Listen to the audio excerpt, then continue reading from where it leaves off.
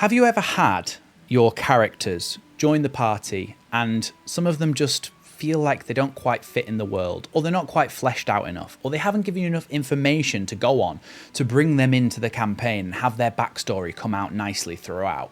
Well, in this video, I'm going to explain my method for hopefully making the characters and the players, more importantly, have as much enjoyment out of their characters as possible throughout the course of the campaign. Before we get into it, make sure you hit that big red button. But I learned a lot from a couple of previous campaigns where people had cool character concepts and cool character ideas, but I didn't ask the right questions to get the right information down in their backstory before starting the campaign, and ultimately the campaign suffers for it.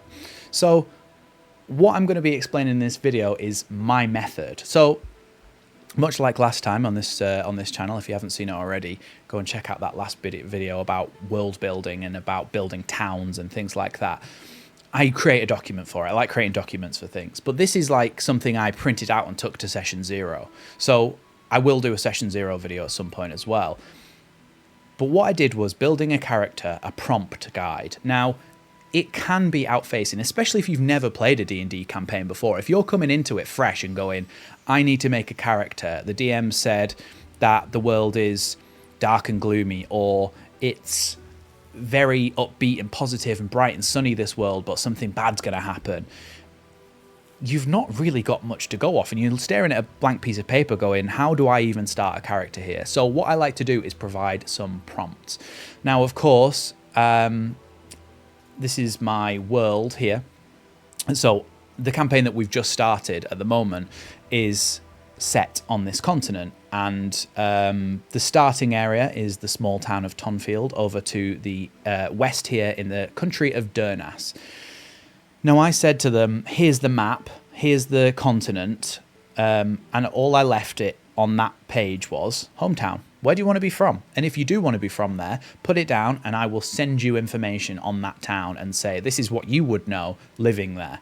The next thing is, and this is one of the most important things, and shout out to Eldritch Podblast as well, because I saw that they mentioned this as well. One of the most important things that people forget a lot of the time is their character's personality. They'll have an amazing, well fleshed out backstory, but the character doesn't have a personality. The character has this tragic tale that has happened to them, but when they get into the game, they feel generic and they feel like everybody else. So what I've done is I've created a whole piece here for personality, and feel free to copy these questions as well. How does your character feel about religion? And then you have to then apply that to your world. So for me, I've put, consider that in this world, gods are proven to exist and have effects on the world, whether positively or negatively. And of course, you, when they ask, provide them with information about the gods of your world. Or even if it's set in the Forgotten Realms as well, they have that information that they can just Google and find, don't they? But it still applies, whether it's homebrew or whether you're running from a module. Your characters have to have this personality. So I've put, how do your characters feel about the monarchy, systems of power, situational things as well. I won't go through every single one, but situational things as well. So this one here, you walk into a street and see a guard beating on a beggar. What does your character do? Fight the guard, petition the guard to stop, call for help, join in, which I put as kind of a joke, but some people might. Consider how your character would feel about the repercussions. What's your character's day-to-day demeanor? This is an important one. So are they chirpy? Are they melancholy? Are they level-headed? And why are they like that? Because you as a person now, me as a person, I can point to things in my life and say, this is why I am the way I am now. So you want to feel like your character is real. Those are some key things to add in. Like, do you have trust issues? How do you treat strangers? What drives you to what you do, sorry. How do you perceive people less fortunate than yourself? Are you playing somebody who is from a rich noble family trying to discover themselves and you still do look down on people a little bit? Are you playing someone who's come from nothing and treats everybody equally? And then I also put at the bottom here, optional exercise, find a quote that you think your character would live by, or it could be images, songs, a mood board, something like that to give you an idea of your character's personality so that when you look at it, you go, yeah, I'm in the zone for that character. So personality is a huge part of what I want. And I learned this through trial and error of coming up with other campaigns and going, I'm asking you to write a backstory, but I haven't really asked you to write anything about personality. But that does bring us on to the backstory, because it is just as important as the personality. It's probably 50-50. So when you're writing your backstory, I've put first consider your character's personality and how does that affect things. It goes hand in hand. What events led them to be the person they are. And then I've put some questions like the other bit. What's your upbringing like? The financial state of your family, which again, it's all interlinked with the personality. What's your relationship to your family now? How did you learn your skills and abilities so far in your life? Did you have a teacher when you were young? Has it manifested magically and you still aren't quite in control of it and you're a wild magic sorcerer? These things can be put in your backstory and they actually link mechanically to your in-game character as well. What are your fears? Who are your enemies? What key events led you to the start of this campaign? Big one is, why are you even in this town to start with? When you're starting a campaign, do you live here? Have you been sent here for a specific reason? Are you wandering, trying to find someone? And the biggest and most important thing that there is in this, and I'm going to zoom in on this so you can see it, remember to leave gaps in your backstory, i.e. a missing parent, a missing friend, an unsolved mystery from your youth, things that can be used by the DM. You've got to leave gaps, because if you go into it and have a fully fleshed out story, but there isn't a single thing that the DM can pull the thread of, you're not going to have much of your backstory come out throughout the course of the campaign. And it's so important because it makes you feel like your character's in the world. It makes you feel like your character's involved. Look, I don't want to keep bringing things back to Baldur's Gate because, of course, it is D&D, but it's not D&D as you play it on the table. But it's a good descriptor because a lot of people have played it, is when you consider that when you're playing, you're looking at Astarion's backstory with Cazador. You're looking at Karlax with her infernal engine. You're looking at Gales with Mystra. You're looking at all of these different things. Jaheira with the Harpers, for example.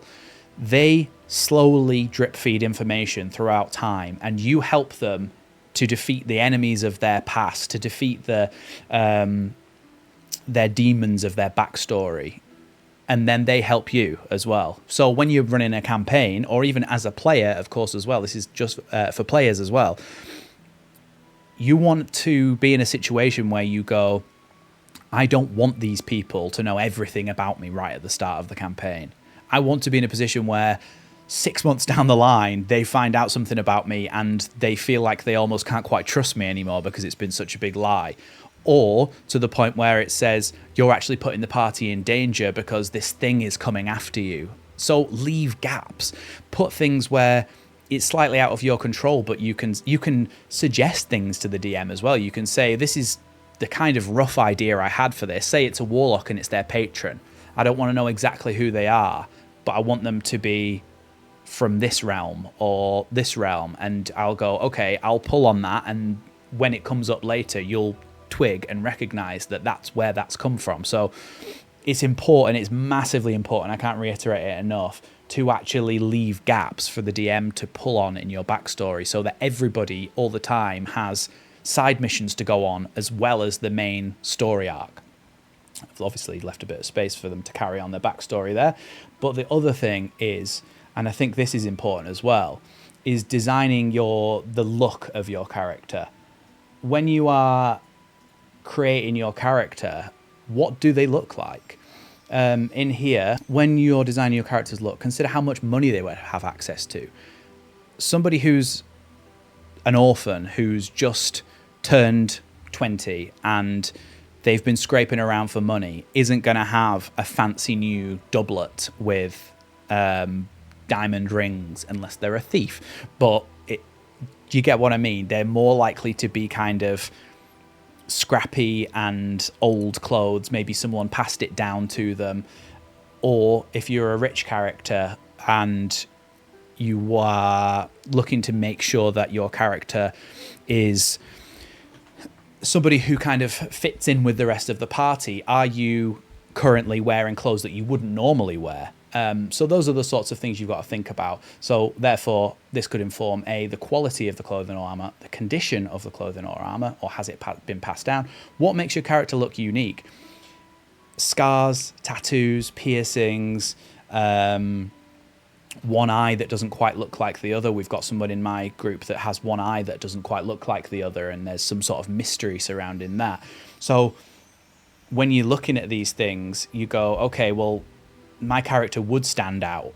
That is why I want my character to stand out. Or you don't have to make them look unique. They might be unique in their clothing, in their they might have a unique item on their finger, a ring, for example, that has some sort of mystery behind it. It gives you a little bit more flavor in the world. And think about how your character's attire would be layered, what color certain items would be. So, for example, when we went to Fantasy Forest last year, which is a UK kind of Ren Fair fantasy festival, this is like a Black Poet shirt, but I wasn't just wearing this. I mean, you might not be able to see that little painting in the background is actually me at Fantasy Forest. But I had armor on over the top. I had a cloak on over the top. I had a gambeson as well, leather boots. Like, you're not just wearing one thing because it's cold out, it's raining out, it's a fantasy world where there could be snowstorms or hail or anything. So your character isn't just going to be in a shirt and pants. Like, they will have layers upon layers, and that's what makes them feel more real. And then, of course, yeah, like I said before, describing their physical appearance. What do they look like, and why do they look unique? So that's my kind of basic prompt guide on how to make a character: personality, backstory, and looks.